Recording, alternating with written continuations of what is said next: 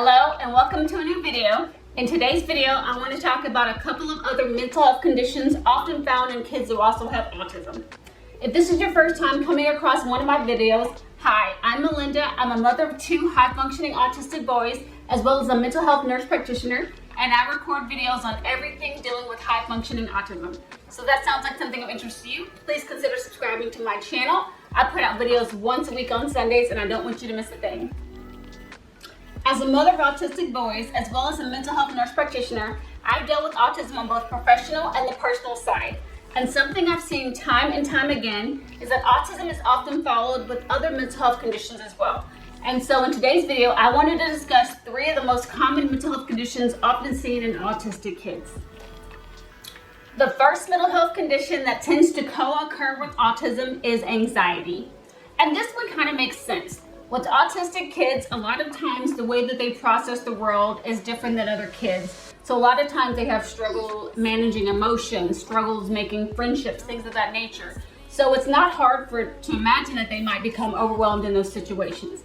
And so a lot of times with them, they have some social anxiety because they have struggles trying to form those friendships or seeming socially awkward among their friends, especially the high functioning kids, because again, a lot of them are aware enough that friendships are important, but they are not able to always figure out how to manage correctly and interact in those social situations. So it's very common for them to have some form of social anxiety.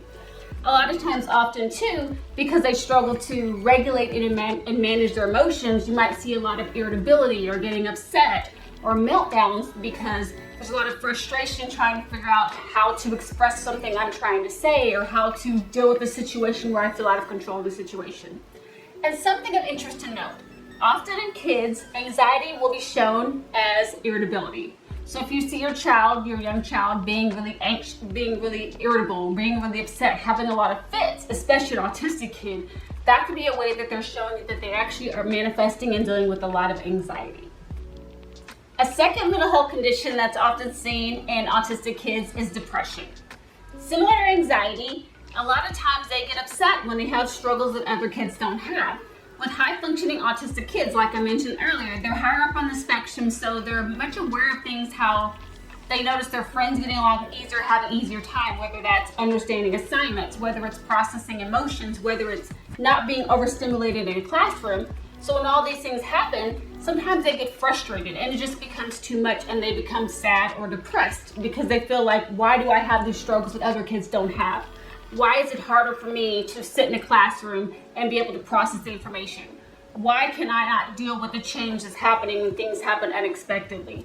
Why is it hard for me to make friends, or people don't want to be around me or be my friend? So when they're dealing with these different struggles as a result of their autism, it's very common for them also to become sadder in mood, lower mood, and also to show signs of depression. A third mental health condition that often occurs in autism as well is ADHD. This one I don't think should surprise anybody, and that is because a lot of times, a lot of symptoms of ADHD also overlap with autism.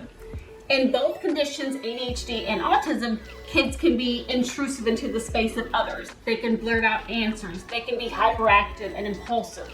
So a lot of times it's very common to, and as a professional, it's hard to figure out, is this kid really having attention focus issues? Is this kid just hyperactive, or is this underlying autism as well? And sometimes too, when you look at the two factors together, it's really hard to clearly say it's one versus the other, or it's clearly obviously both.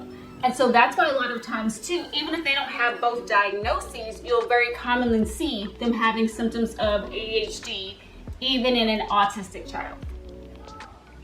Something interesting to note about the ADHD, a lot of times because of their impulsivity, hyperactivity, intrusiveness into other people's spaces, this often leads the autistic child to have even further struggles forming social friendships and social bonds. And so it actually makes it harder for them to form friendships, and they tend to be seen even more socially awkward because of these hyperactive symptoms. And that's why a lot of times too, it's helpful to know, are we dealing with both or just one or the other? That way we're not missing anything and we can put them in the best situation to be able to form those friendships and make good lasting relationships.